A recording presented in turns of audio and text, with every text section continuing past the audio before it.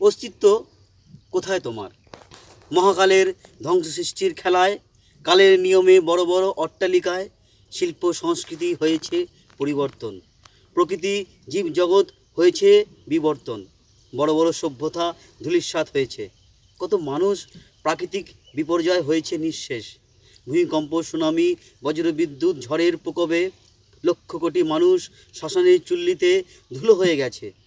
কবরস্থানে তাকাও, কেউ খোঁজ রাখেনি কখনো কাউকে। মৃত্যুর পর তার পরিচয় নামে নয়, পরিচয় একটি লাশ। এত দম্ভ অহংকার লোভ লালসা কিসের?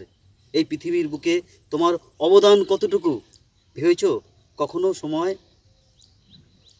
করে একবার ভেবে দেখো হে প্রিয়।